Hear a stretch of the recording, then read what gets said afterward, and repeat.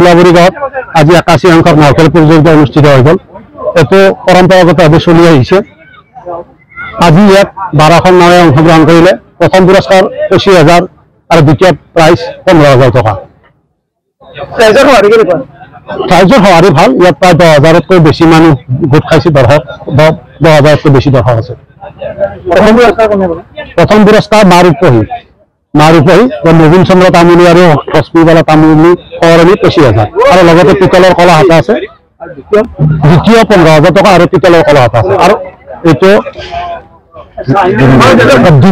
দিনদয়াল আৰু আজি দিনদয়াল আৰু ইয়াত আমি আমাৰ বৃহত্তৰ উলাবৰী গাঁৱত বিশেষভাৱে কৃতি ছাত্ৰ ছাত্ৰীসকলক আজি সম্বৰ্ধনা জনোৱা হৈছে। প্ৰায় 15জন ছাত্ৰ ছাত্ৰীক সম্বৰ্ধনা জনোৱা হৈছে আৰু এইটো প্ৰতি বছৰে হৈ আছে। আমি নাওখেলত বৃহত্তৰ উলাবৰী গাঁৱত কৃতি ছাত্ৰ ছাত্ৰীসকলক সম্বৰ্ধনা জনোৱা হয়। আহিব কাৰণ এতিয়া কি হৈছে, জন্মাষ্টমীটো পানী বহুত কম আছে ইয়াত, সেইকাৰণে এটা অলপ অসুবিধা হৈছে। কিন্তু ইয়াত নাও বহুতে অহাৰ কাৰণে ইয়াত চেষ্টা চলায়, কিন্তু আমি এটা লিমিটেড কৰিছোঁ কাৰণ সময়ৰ অভাৱ আছে ইয়াত। এইবেলি 12খন হৈছে।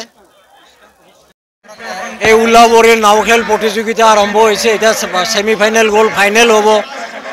এটা জাতীয় উৎসৱ হিচাপে পৰিণত হৈছে এই নাওখেল। প্ৰায় হাজাৰ মানুহ ইয়াত আহিছে, হাজাৰ দৰ্শক আহিছে, উপভোগ কৰিছে। আমি বিচাৰিছোঁ আমি খেলাৰ যোগেৰে, ক্ৰীড়াৰ যোগেৰে আমি সম্প্ৰীতি স্থাপন কৰিব লাগিব, একতা আমি স্থাপন কৰিব লাগিব আৰু তেতিয়া জগতত শান্তি স্থাপন হ'ব।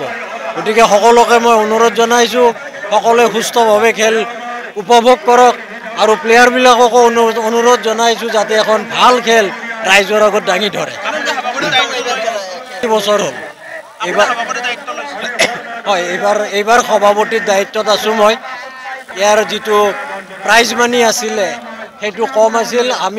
এতিয়া আমি 25,000 টকা কৰিছোঁ prize money. First prize, second prize 15,000 টকা আমি কৰিছোঁ। আৰু যিটো দেখিছোঁ ৰাইজৰ উৎসাহ, যদি প্ৰতিযোগিতা ইয়াত দিনে দিনে বাঢ়ে তেতিয়াহ'লে আমি ভৱিষ্যতে এই যিটো আমি আগবঢ়াইছোঁ প্ৰাইজ মানি সেইটো আমি বঢ়োৱাৰ চিন্তা চৰ্চা কৰিম। এইটোতো ডাঙৰ কথা যে এটা হিন্দুৰ এটা পৰম্পৰা উৎসৱ, শ্ৰীকৃষ্ণৰ জন্মদিন, এই জন্মদিনত যিটো উৎসৱ ইয়াত পালন কৰা হয় ক্ৰীড়া নাওখেল, ইয়াত মুছলমান লোকসকলে বেছিকৈ ইয়াত অংশগ্ৰহণ কৰে।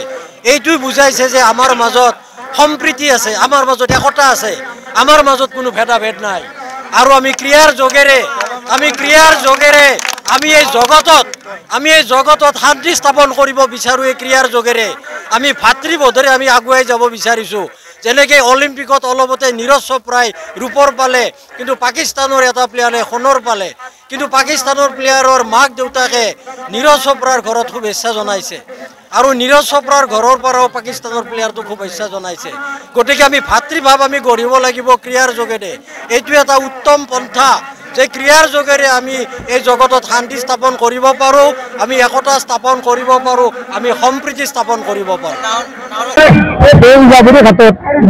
আজি পৰম্পৰাৰ যুগৰ পৰা আমাৰ আটা পিতাৰ যুগৰ পৰা আজি নাওখেল প্ৰতিযোগিতা চলি আছে।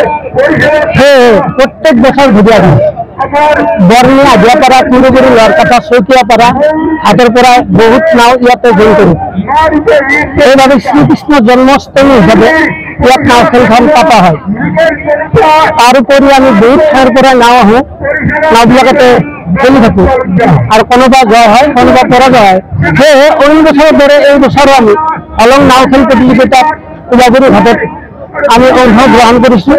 মোৰ নাও দীনদয়াল বৰ্তমান আৰু বহুত নাও আছে, যেনেকুৱা ৰূপহী, জয়ন্তৰা ইত্যাদি।